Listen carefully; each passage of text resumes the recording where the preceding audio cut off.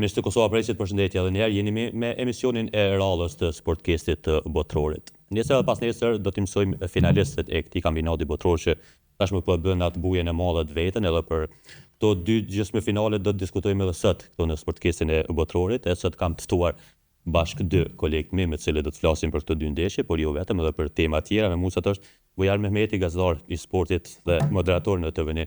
Bujar, shumë faleminderit që erdhe pak herët. Të kemi gjuhë ndokët. Jo, faleminderit ty për ftesën. I përshëndes gjithë dëgjuesit dhe shikuesit e Sportcastit tën. Është për ndryshe të përgëzoj për këtë Sportcast, është goxha guxim me marrë iniciativë me bë. Faleminderit shumë. Faleminderit shumë. Gjithashtu edhe Adem Aliti, edhe kolegi joni, edhe gazetar, edhe i njohës i mirë i fushës së futbollit, Adem, shumë faleminderit që erdhe. Faleminderit për juve për mua të kënaqësi që me ty, në këtë emision, me një vizion tjetër i emisionit, diçka më ndryshe, diçka më i thjesht, më komunikues, po më i bukur edhe i pranueshëm te publiku. Gjithashtu kënaqësi për mua që me Bujar Mehmetin, gazetar në 2 dekada, i cili ka mbuluar ngjarje prej themelimit të Kosovës derisa ku kemi mbërri. Kënaqësi me kanë këtë panel. Vërtet shumë. Faleminderit shumë. Bujar, kur thash që të kemi ngut pak, të kemi shu herët e pota idenë të kjo puna që na ka lyp do intensitet, na ka lyp do intensitet kjo puna. So bosh ma e lëshme, so po lyp sakrifizë më të mëdha për neve, po themi, si gazetar sportit. Apo ja dalim, si më thonë, me mbulumi? Po.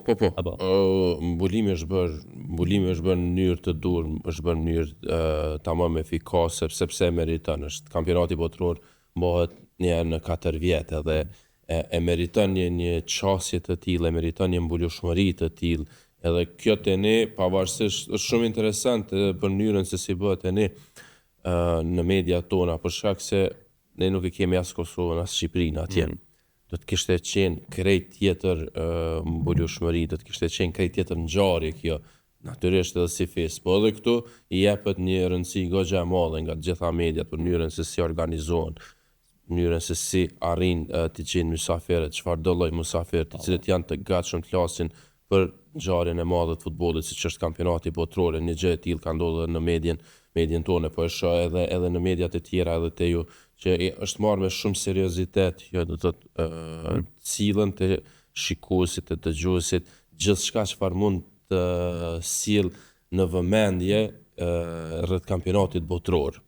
Çfarë do detaj, çfarë do informacioni, duke u shmangur maksimalisht këtyre fake newsave të kohës së fundit, sidomos tani me AI, me inteligjencë artificiale që mund të prodhosh çfarë do informacioni. Kjo është ndoshta kjo ka qenë më e rëndësishme që mos të ofrojmë të shikuesit, të dëgjuesit çfarë do informacioni, po verifikohet maksimalisht dhe shikohet, për ndryshe kampionati botror është një fest për të gjithë. Do të kishte qenë jashtëzakonshme sikur të kishim pas atje edhe kombëtarët tona, Kosovën, Shqipërinë, cilën do prej tyre, ose të dyja që kjo do të jepte një dimension këtë tjetër edhe për neve, do të kishte qenë shumë më interesant, për shkak se nuk kemi provuar asnjë.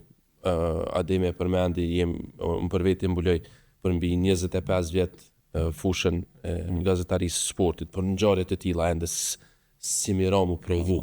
Njëri prej mysafirëve sa për informacion që e pata tash fundi për këtë emisionit e natës, tha që po është pak problem me shku, tha se po shkojnë me një datë, po kthehej shpejt me një datë tjetër. Nëse mos zosin shumë, apo bën mas fiduese edhe kjo puna me mysafirëve këtë termin një bujar. E di që ballafaqosh çdo ditë me. Po, është sfidë në vete kjo, për shkak se ti mysafirët nuk mund të llogaritësh, po e marr sot për nesër, po dush me llogarit për krejt javën. Na tash jemi në javën e fundit, edhe është tash të pak më lehtë me fol, po në fillim është pak vështirë për mi tregu mysafirëve që ndeshja përfundon ora 23, edhe në 23 duhet me nisë emisionin, ku shumica e njerëzve në atë kohë janë ose duke pushuar ose në gjumë, ose ka pas raste kur ndeshjet shkojnë vazhdime, edhe ti nuk mundesh me hi njëjtën kohë kur është edhe ndeshja duke u zhvilluar, edhe ndeshja kur është aktive me fillu me bëj emision, se ajo është veç nuk ka kuptim. Po, ja kemi marrë dorën, po më duket, mas 4 ditë, kështu që nëse vazhdojnë edhe një 4 ditë tjera na dim. Ke pa problem. A dhe ç'më sheh punë e gazetarëve të sportit. Gazetarët e sportit dorën zemër janë me një, por e quajmë protokoll. Tregojnë eventet e rëndësishme. Gazetarët e sportit e kanë jap provimin qysh edhe me Kosovën. Me kombëtarën tonë në protokoll kur dihet që organizohet nga FIFA UEFA. E bëjnë një punë të jashtëzakonshme. krejt jam profesionist mëdhej. Nuk është e lehtë të më qunë në ora 4 të mëngjesit 5 dhe me jap informacion për publikun, me tregu drejt për drejt çfarë po ndodh në vendin e ngjarjes. Kjo tregon një pasion të madh, një profesionizëm të madh dhe një organizim të madh tek ne komuniteti i gazetarëve sportiv. Dorën zemër, gazetarëria sportive është fisnike dhe është humane. Bëhet me pasion, performon lojtarë të ri, i ngrit lojtarë të ri, lufton për lojtarë të ri, e ndjen me dëmtimin e futbollistit që e ka, edhe ai e ndjen bashkërisht, sidomos ata që prezantojnë dhe komentojnë, e ndjen bashkë me futbollistin lëndimin. Është një Do lidhje. të thotë është një diçka madhore. Kosova realisht gazetarët përgjithësi të gjitha mediat dhe të gjitha portalet e kanë jap më të mirën që ndoshta qyshta dhe bojari nas kemi mri halat jemi në atë event. Po unë mendoj që të ishim në atë event do të ishim shembull edhe për gazetari çush kemi qenë edhe me Kosovën, qoftë në konferenca jashtë vendit, qoftë në brenda tu i prit kolegë tjerë gazetarë dhe duke raportuar drejt dhe me pyetje të drejtë për drejta do ishim kanë shembull si gazetar sportiv. Kjo mendoj unë që do ishte. Besoj se provimi është dhënë çështën, ne kemi raportuar në kohën kur është shumë interesante kjo periudha e gazetarëve të sportit. Tani kemi qenë pjesë e sistemeve të ndryshme, në të cilën gazetarët para prak, ata të cilët e kanë trasu këtë rrugën që po e ndjekim ne, kanë përcjell ngjarje të mëdha, kanë përcjell ngjarje interesante. Që mos i përmeni me emra Zembrovina, Gani Kosumi, Agim Binaku, Kito Latifin që kanë kitë përcjell fundit. ngjarje të mëdha të sportit, edhe për një moment kjo veç ka përfundu. Si me ndërprit tash që po jemi kështu me thonë tash më nuk ka edhe kemi kalu me një periudhë krejt tjetër në cilën është bë përpjekje ose është bërë qa mi thonë se një lloj rezistence për me mbjetu edhe tani jemi këtu në këtë pjesën që jemi na kemi marrë ndorë këtë bajrakun e që do të kishte qenë e çuditshme për t'i thënë dikujt që prej asoj kohë kur jam përcjell na tash nuk po mundim edhe pse e kemi kombëtarin. Sepse ka qenë kohë e gjatë, e viteve të 90 ndërpremi i Jugosllavisë deri tek kur jemi pranuar 2015-ën. Do të thotë shumë gjenerata dhe tash kjo gjenerata jo në re me pasion të madh. Ndoshta edhe duke komunikuar edhe me këto gjeneratat e vjetra, nostalgjia tyne si kanë treguar për organizimin. Mirë po, unë mendoj që ma shumë e bojna me pasion dhe vullnet madh se sa që e bojna ndoshta për ana materiale të na që ndodh në Kosovë. Bujar, kur shohmi gjysmë finalet, mu personalisht kjo përshtypja po më lejnë aspektin e fuqisë shteteve, Francë, Spanjë, Angli, Argentinë, apo duket që është një botëror i fuqishëm, a është prit që do të jenë në këtë fazë. Janë kur ishte katër gjysmë finalistët e ki 4 kombëtare të cilat janë edhe në 4 vendet e para të FIFA-s në ranglistën botërore. Argentina, Anglia, Spanja edhe Franca janë 4 kombëtare bashkë shpëthuti e tregojnë atë madhështinë. Do të jetë një gjysmë finale e jashtëzakonshme sa i përket emrave, do të jetë një finale e madhe sepse edhe pritet, kështu nuk ka kombëtare të cilat vinë me befasi, aty edhe zakonisht kur vinë këto kombëtare befasisht aty paksa edhe i humb kuptimi asoj gjysmë finales. Kur keni një gjysmë finale kaq të madhe me emra kaq të mëdhenj të futbollit botëror, kjo e bën edhe më madhështore natyrisht këtë pjesë. Për menimin tim, për i krejt kësaj farë çka kemi në gjysmë finale, për i këtyre ekipeve nuk di cilës mund është mi thonë ti një kombëtare favorite. Vërtet, po. Pavarësisht se e shen një Francë që i ka base 2 ekipe, kokëdhimbje për Deschampin këta vendos në lojë, po ka dhe ai pak dikon aty probleme, për menimin tim është pak me sfusha. Kur e shikon Argentinën ti e keni kampion botës, kemi thonë prej fillimit, i ka kalu koha, është ekip më i shumë, është Messi një 4 vjet më i vjetër për kur e ka fitu kampionatin. Kjo nuk në fush nuk po tregon atë gjë, po tregojnë tamam maturi, tamam kështu mënyra se si duhet me fitu, po luftojnë deri në fund, janë gatshëm deri në 120 minuta me duru kundërshtarin edhe me fitu. Edhe pse ndoshta te kjo pjesë do dalim për mënyrën se si po arrihet me disa vendime të ndihmos, shtu në thoj za Argentina, kur e shes Spanja është kampion e Evropës, vjen kampionat botëror si kampion e Evropës, bile prej këtij këtyre nuk është që ka performu mas mirë, po Spanja është ekip që shkon duke rrit gradualisht deri në finale, edhe ritmin e lojës edhe intensitetin gjithçysh edhe ata kanë shumë cilësi. Nuk di ku mundesh mi thonë, do përveç asaj pjesë që Spanja gjithmonë ka pas problem lojtarin sulmues. Do luan me lojtar që nuk ka sulmues, luan me ekip që nuk ka sulmues, edhe vjen dikush prej bankëve si Merino ose një lojtar që ndeshjen e po nuk e ka prek topin për një 30 minuta dhe ta vendos ndeshjen, edhe ki Anglin. Në Anglia që vjen shumica e ekipit vjen prej një kampionati që është kampionati më i fortë në botë, Premier League. Edhe tash nuk ki favorit të kjo pjesë në cilën ti thu Anglia do ta fitoj për shkak se është më e mirë në raport me këtë kombëtar ose me atë kombëtar. Adem për ty, a janë këto 4 meritore? Janë 4 më të mira që kanë performuar, të cilat e kanë pas nivelin e lartë të performancës së tyre në futboll, kur dihet rrugtimi i secilës se si ka ardhur. Në fakt për Anglinë zakonisht fillime ka një dyshime Adem që nuk ka një stabilitet. Korrekçysh ka përmbyll domethënë fazën e grupeve pas një humbje. Ajo tregon që është një superfuqi dhe trajneri gjerman i cili ka pranuar një filozofi të re, një disiplinë të re dhe me disa lojtarë yje që nuk i ka ftu, ka treguar brenda për brenda që ka një ekip kompakt dhe që e menaxhon ai në ato që ka dhënë në filozofinë e vet. Për mu, tash 4 ekipet gjitha janë finaliste. 2 gjysmë finaliste, 2 gjysmë janë finale. Spanjë, Francë është një finale në veti, Anglia, Argentinë që më taku kur asnjë në gjysmë finale, po është një finale në vete. Unë mendoj që Argentina ka bërë një performancë, pavarësisht se tash në opinion thuhet ka pas ndihmën e gjyqtarëve. Po vazhdon. Vena. Unë mendoj që në futboll ka shumë rëndësi edhe fati.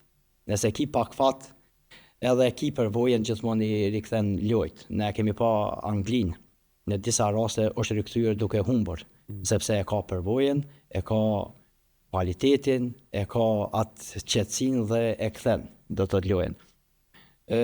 Nuk e di. Unë mendoj që unë e favorizoj për veti dhe e pëlqej Francën. Kur ka luajtur nga Vicente Lizarazu, dhe kam pëlqyer atë futbollist, pasi që kam luajtur vetë në atë pozitë. Treshi Bayernit dhe unë nga ajo kohë me Francën. Mirë po nuk e shoh Francën mund me hup lehtë për Spanjës. Ne njohim një Spanjë e cila shkon gradualisht, e posedon topin, ka qarkullimin e topit dhe në momentin kur ti nuk e pret Spanja shënon dhe mund ta merr komplet lojën. Ka vendosur shumë herë në minutat e 90-ta. Është futbolli më i bukur, o futbolli i thjeshtë. Spanja bën futbollin e thjeshtë që asnjë kombëtare nuk mundet me bëu atë futboll, do thotë e bën ndër vite. Kështu që po kënaqem pishijojmë këtë gjysmë finale dhe pe presim një finale cila do që të jetë. Spanjë, Argentinë, Spanjë, Angli, Francë, Angli, sido që të jetë, do të jetë një finale. Unë kom thonë edhe një herë edhe nuk e përmend Argentinën. Ose Argentina, Francë, ose pavarësisht, unë mendoj që Argentina me Evropa dominon në futboll. Argentina nuk e ka një mbrojtje stabile, e kemi pa që e merr golla shumë lehtë, e ka me sfushën shumë të organizuar dhe sulmin. Argentina kur niset në mesfushë, në sulm është gjithmonë e rrezikshme dhe gjithmonë është 90% thuaj ki goll. Ndërsa Mbappé, Dembele dhe Olise ta nuk falin në mbrojtje e cila nuk është e organizuar. Mirë po, në finale ndryshon gjithçka, sepse luhet futboll 1-1.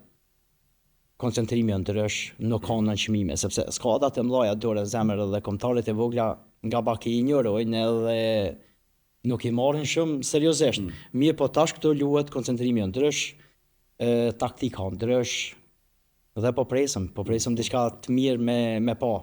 Te Franca, buja, te kjo Francë-Spanjë, apo në që mund marrë shpreje edhe individualistët, kemi një Mbappé që në anën tjetër për luftën ndoshta për të shpall për shënuesin më i mirë, ka 8 gola deri më tani, a do të vjen në shprehje edhe individualitetin këtë ndeshje. Kur jam pyet në fillim para se të nis kampionati 3-4 ditë një javë, ne kam thonë që Spanja fiton lehtësisht kampionatin. Për shkak se vjen si kampion i Evropës, ka ekip më të mirë, ato që përmendni atemi pikërisht Spanja është ajo çfarë lojë mënyrën që bojnë, dominimin që bojnë ndaj kundërshtarit. Do të thotë ata e kanë mënyrë të lojës të mërzitin, ta facetësinë. Është e çuditshme se mënyra se si luajnë pavarësisht kush është lojtar, është që një kohë gjatë që ata luajnë një futboll të tillë, dominues me pasime të shumta, me dëpërtu deri në fund, deri te golla. Po kësaj here, kundër kësaj France është vërtet një Francë e frikshme. Të ekip ti po e përmend veç Mbappén, që është njeri i fundit atje, edhe që është fatal para portës.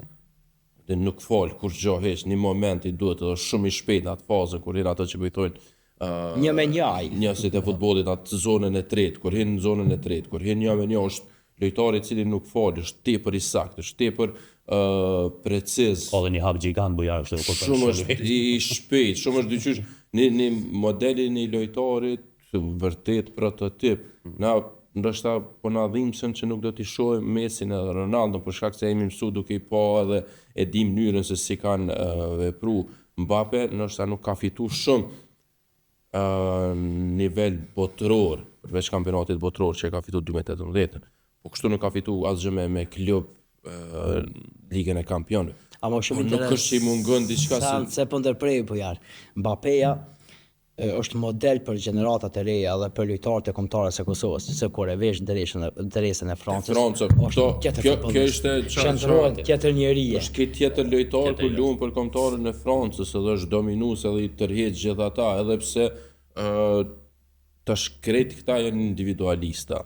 Mbappé, Olise kemi pa në kampionat, e kemi pa në Gjermani edhe Ligë Kampionëve ka qenë një lojtar i jashtëzakonshëm, jo pa sherrë kërkon Real Madridi. Këto te Franca po luan ndrysh. E kin me Dembele, spush, e ki e topin kin e kra, ortë. E ki disa lojtarë të Parisit që kanë fitu Ligën e Kampionëve për herë dytë dhe ta dinë që është fituar. E thash për një mendim me sfusha është ajo çfarë ndoshta Franca e ka këtë fuqinë që e ka mbrojtje të mirë, e ka sulm me jashtëzakonshëm edhe këta i mbulojnë me sfusha që udhëhiqet prej dikujt si Rabiot, për mua nuk meriton shumë respekt. ndoshta më i dobët është në ekip. Po pikërisht ose Kroho i majt.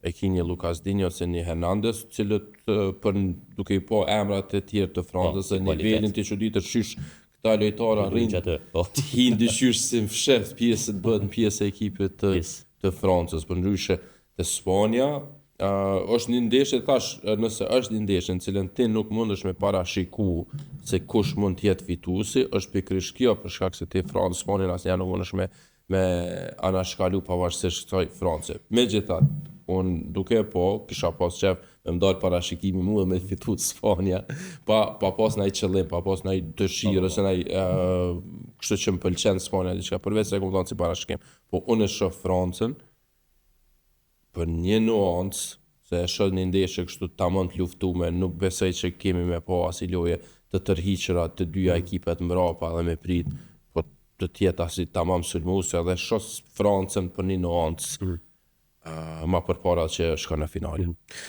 Dem kur përmeni bujari që Spanja luan pa një refering kështu në sulm, luan krejt skuadra, kemi bën një Yamal që është emri i njohur, por megjithatë te kombëtarja këtë botëror duket pak më i heshtër, nuk është shumë sken, apo pret që çpërthej ndoshta dije nesër nata e tij. Në jargonin e futbollit, lojtari më i mirë është ai lojtari që luan pa top. Dhe kur fokusi dhe mendja te kombëtarja e Spanjës është Yamal, ai vrapon shumë, luan shumë pa top. Po nëse shikojmë lojën e detajet, gjithmonë dy futbollistë janë nga ai. Dhe komplet loja është vendoset nga kraji i majt dhe nga mespusha. Nëse marrëm deri tani analizën e Spanjës, 90% gollave kanë ardhur nga mesi fushës. Gjujtja direkte pe plani i dytë ka i lojtari, ose direkt ka i dhe ka futa topin zonën që ka dalë merin. Do të që vendosur shumicën e lojëve i ka vendosur deri këtu, nga i pasi i dytë në korridorin e mesfushës dhe do të dy krahat që kanë bolun e kanë gjetë korridorin e mesfushës. Pra Spanja bën një futboll e rotacion, që në futbollin modern është vështirë për më mbulu. Do të luan me një sulmues të msheft dhe del në pa një mesfushor organizativ. Jo rastisht e thash, futbolli i thjesht është futbolli i vështirë. Dhe Spanja bën atë futboll thjesht, po e bën shumë vështirë. Vetëm qarkullimin e topit nëse e marrëm dhe në për korridore se si funksionon, pasimet e shkurta, pasimet e gjata, ndërrimi i anës, sa thjesht duket kur e shikon, po sa vështirë është më bë, po çfarë do të thotë për kundërshtarin nëse është shëtit në fushë ose dimit e topit, se është vështirë kur ti e ndjek topin.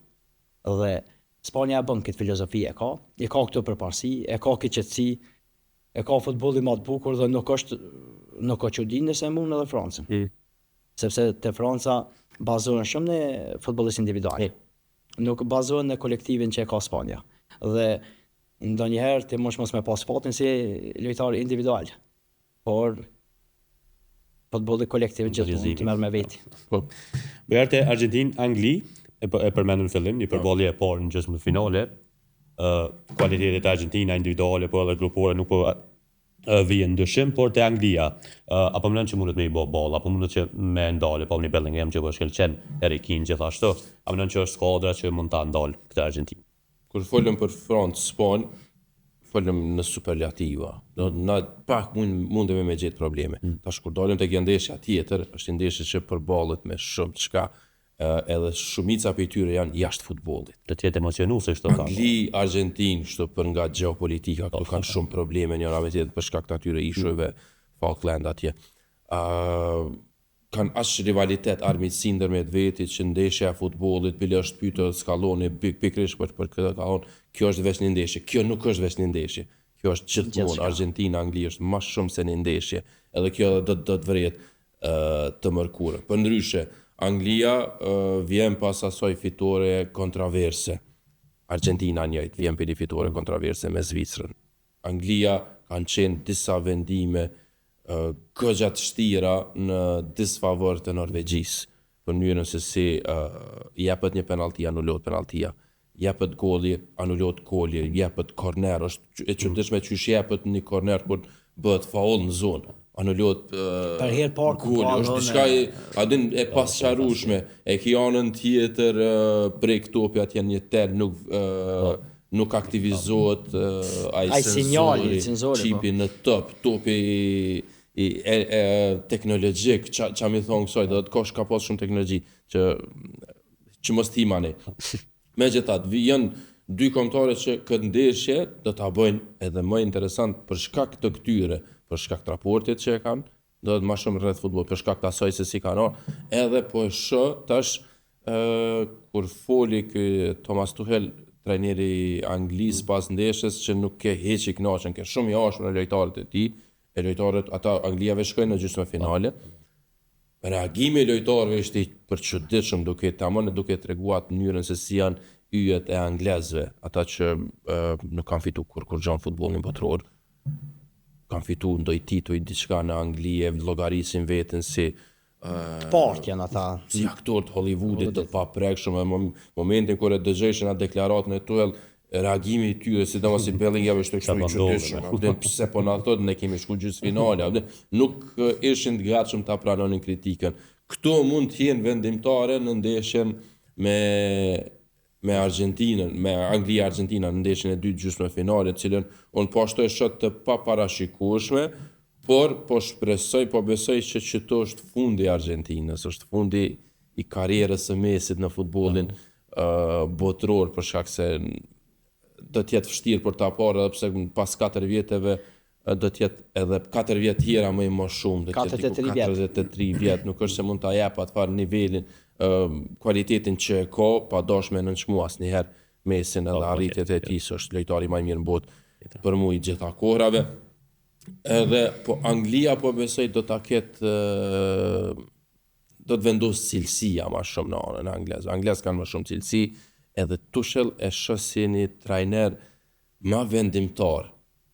Është një lloj stabilizatori Për shkak të mënyrës se si ai po e sheh lojën, po i vren gabimet çapo ndodhin me zaventësime. Në të dy lojët e fundit vërtet kanë qenë zaventësime. Përndryshe, gjithë fokusohen te Harry Kane, tash nuk e kanë mbuluar mirë Bellinghamin. Tash do të jetë Bellingham, do të jetë Harry Kane që Argentina do të ketë dy kokëshorë më, edhe do të jenë lojtarët e tjerë të cilët po besoj do ta shfrytëzojnë. Që mundon sa me shpërthy në ndeshje. Pikërisht kjo. A do të jetë atë më vajtuosh me Bujalin që do të jetë fundi i Mesit edhe Argentinës në mërkurën? Pra besoj se do të jetë. Unë besoj të rrjave që më shumë disiplinën dhe janë strikt në ato që thojnë. Edhe unë mendoj që to hella një mirë mentalitetin anglez pasi që ka qenë trajner tek skuadra e Chelsea. Dhe Argentina, ky kampionat na ka mësuar shumë që disa lojtarë me ego të vetë personale, si Ronaldo, Messi, Neymar, Modric dhe shumë tjerë, ma të rëndësishëm ata se sa ekipa. Kjo na ka tregu që ata futbollistë të cilët i kanë jep për 25 vjet futbollit botror nuk e kanë mbyll karrierën si duhet. Për shkak të egove tyre personale dhe për shkak që na jemi dhe do të jemi gjithë. Nuk ka gjithmonë, askush s'është, gjithçka është kalimtare dhe Ronaldo mendoj që komente që i ka marrë përfundimin nuk e ka të mirë. Modric, pavarësisht që e dhanë në fushë, nuk e ka përfundimin e mirë. Neymar nuk e ka përfundimin e mirë. Unë e besoj do t'i bashkohet edhe Lionel Messi. Dhe ky do të jetë një mesazh për futbollin, që gjithmonë ka një fillim dhe një mbarim. Nuk ka gjë më të bukur se me mbyll karrierën në momentin e dur, kohën e dur. Në formën më të mirë e ka mbyll Zidane. Në formën më të mirë. Bashkë mirë se ka mbyll. Po më lej 33 vjeç që ka mbyll, mirë po në finalen ai shpërthimi i tij nuk është i mirë po në mosh ka hapur rrugë. Ka hapur rrugë Rakitic që unë e marr shembull gjithmonë. Në mosh 32 vjet. Është ka në gjenerate re, ka që mujt me bo, jem në kampion i botës, dhe unë mendoj që dhe futbolli ka këtu kur t'jap mesazhe për më majt mend ikonat. Për shta thonë legjendat linden, rriten, vdesin, po jetë legjendë sepse e din kofet ku i ka. Edhe unë mendoj që Anglia ka një ekip e cila o permisu gjatë rrugtimit saj. Dhe tash kur vjen që e përmendi edhe Bojari, ma shumë se një ndeshje. Argentina-Angli është ma shumë se një ndeshje dhe unë besoj që futbolli evropian do të triumfoj, sepse voleja është këtë dhe unë gjithmonë jam përkrahas i futbollit evropian. Nuk e di pse, po ashtu jam. Jo, është e natyrshme kjo, po vjen edhe me periudha, me kohë. Për shembull, në vitet 94, që ka përcjell, 98 ka qenë Brazili, pastaj 2002 pra Brazil, megjithëse se ka fituar atë tetën, po ka qenë si dominues deri në 2006, pastaj aty humbi ajo fare. Tjetër Brazili ishte atëherë. Brazili ka qenë i frikshëm, por tash nëse e sheh Brazilin tash ose futbollin e Amerikës Jugore është vërtet për të dëshiruar, për shkak na dhimbse për mendimin tim, tifozët e Brazilit, ata që kanë dashur Brazilin, po flas kjo pjesa jonë. Nuk kanë mundësi të shohin më lojtar të kalibrit nal. Kemi po Ronaldo, kemi po Cafu, Ronaldinho, Rivaldo, Bebeto për shembull me Dunga. Ose unë mendoj që Brazilin e kanë dashur po mirë ishte që para 4 viteve dikush si Argentina e mban derën aty dhe aty çfarë më thon aty vendi që më bë më interesant këtë pjesën me nivelizu pak a shumë këtë pjesën e fituesve të kampionatit. Brazili gjithmonë e ka dashur publiku sepse ka bërë futbollin e bukur, ka bërë futboll samba. Dhe Ancelotti nuk mund me bë futboll kreativ, por dihet si italianë. Po vërtetu që smujti, po. Është edhe përzgjedhja atina që e kanë kritikuar shumë, që ka pas shumë lojtar më të mirë Brazili, nuk i ka ftu, mirë po që padosh më marr kohën Albertit, po mendoj që nuk ka pas adem lojtar më shumë, më të tjerë. Nuk ka, nështë edhe 1-2, po hiç më nuk ka pas tjerë Brazili për mi ftu këtu. E ka hupas kreativitetin. Hiç s'ka pas kërkon as nëpër Evropë, as zakonisht ata në Evropë defilojnë. Do të themi pak në prapavi, po themi tek ndeshja Argentinë-Zvicër, shkurt sepse ishte gjaka një ndër protagonistët, Simon, u çelësua ai lideri që e prunin në fakt Zvicrën dhe ishte pati një përballje me Messi, në fakt ishte më pas një perspektivë quajt kush është gjaka për Zvicrën, në çdo aspekt rodin e tij edhe tash në fakt është bërë një lloj imazhi edhe kur po përplasësh kështu edhe fizikisht pe ka një farë komandë kështu kur kush po guxon shumë si po shihni rolin e gjakës në këtë Zvicër. 152 ndeshje për Zvicrën flet shumë për këtë. Për ndryshe i pash media dje me njerë pas eliminimit të Zvicrës e ka një shqetësim të madh. Granit Xhaka është 34 vjeç. Mas 4 vite do të jetë 38 vjeç. Na besojmë që ai mund të arrijë. Po në Zvicër i ka roka i paniku çka tash pas Xhakës, kush do ta udhëheq. Kush është lideri? Gjithmonë ka pas Zvicra lojtar që kanë nxjerr, po të nivelit të Granit Xhakës ose të kësaj gjenerate që ka pas me gjithë futbollistët me prejare shqiptare që kanë qenë të Zvicra, që prej 2014-ës kur ka debutu Gjaka në kampionat botërore, deri tash janë 4 kampionate të tij, Zvicrën ti gjithmonë e ke llogarit si një kombëtare edhe ke respektu, edhe ke llogarit një kombëtare që ka bo rezistencë ndaj ekipeve të forta. Në 2022-ën Me Spanjën. eliminon, po më luan me Spanjën, luan me kombëtare të forta, edhe tash Gjaka është tamam i lindën lider. Është lider i ekipit, kudo që është, jo vetëm te Zvicra, që te Zvicra nin tamam vetëm kështu një farë e keni kolegun e Ademi Ramizin që i thot krye komandant. Aq shumë e lartëson që vërtet e bën të tillë krye komandant. Po se ka të drejtën në deklarata me jap para trajnerit. Kjo është ajo. Para ndeshjes, kur luani ndeshje miqësore, i kritikon lojtarët. Kjo nuk është çësia që ne do të futemi në kampionat. Kur luhet loja e parë, edhe nuk e fiton Zvicra, kritikat e tij vazhdojnë tamam kështu veç as i përmend me emër, do disa lojtarë po e nin veten këtu shumë VIP, po e nin veten që po mduket që nuk e kanë vendin këto janë më tepër se yje të paprekshëm, diçka kështu ka qenë deklarata. Edhe kur pyetet Jakin, selektori i Zvicrës për këto deklarata nga mjetet, hajde të nxjerrëm diçka tash të bëjmë pak lug, ai thotë është Gjaka. Është lider në fushë, ai ka më udhëheq lojtar.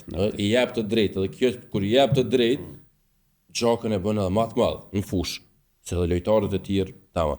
Messi është gjithashtu një i tillë. Kemi po ai ndoshta nuk e bën ato me qëllim, po autoriteti i tij që ka fituar te kombëtari i Argjentinës e bën ato që me qenë tamam lider çysh është edhe Gjaka. Tash për neve që nuk i kemi pas Kosovën në Shqipërinë atje Gjakën gjithmonë e shohim si një përfaqësues neve shqiptarëve. Për mënyrën se çfarë bën, nuk është se ne jemi me Zvicrën, duam ta fitojmë gjithçka, duhet të fitojë Zvicra, po duam të fitojmë Zvicra për shkak Granit Gjakës, edhe futbollistët e tjerë shqiptarë aty, për shkak se ai është një lojtar i pa kompromis në fushë. I ka 34 vjet, ama është lunë si një 23-4 vjet, edhe lojtarë të kalibrit të tillë janë duke u zhduk. Nuk kemi më lojtar luftarak që luajnë fushë dhe lufton fushë për vete, për ekipin, për shtetin e Zvicrës, edhe në këtë rast edhe për gjithë shqiptarët. Kjo është e çuditshme e pa një lojtar në tjetër kombëtare, duke thonë se unë i përfaqësoj edhe një komunitet tjetër, për shkak se na jemi pak për shkak të rrethanave tona që i kemi pas, që s'kemi pas edhe drejt, po jemi kon shkelën për shumë vjet me pas tash lojtar që luajnë për Zvicrën, Gjermani, po që mendon krejt shqiptar. Do të kjo është që e bën të veçantë Gjakën, që e ka bën, po shpresoj që nuk do të jetë kampionati i tij i fundit, po shpresoj ta shohim edhe pas 4 viteve në kampionat evropian do të jetë gjithashtu, se po mendoj që është në të kulmin e karrierës. Kulmin e karrierës. Fizikisht po okej që është. Fizikisht është okej. Nëse të Sunderland në Premier League, që është një skuadër ku çdo që e mendon se ka hyrë në kampionatin e Premier League dhe Gjaka ka shkuar aty, do të dështoj plotësisht ai ka bëu këtë kundërtën. Edhe i ka bëu edhe ekipin e Sunderlandit mu përmend më shumë. Edhe në anën tjetër, mrena një sezoni ty të thirr Chelsea. Edhe do të llogaritesh si një lojtar vendimtar për një ekip që do të luftojë për titull, për Ligë Kampionëve, për gara evropiane, edhe kërkohet nga një trajner i cili e din aftësi tua. Për këtë arsye Gjaka është vërtet nëse është dikush me na ullim që po i shkon kështu karriera ka fundi, qysh është Gjaka, për gjitha këto që mundoha mi thonë për të. Jo në superlativat, mos keq kuptohet kjo, vetëm për mënyrën se çka po shihet, çka po ofron për futbollin.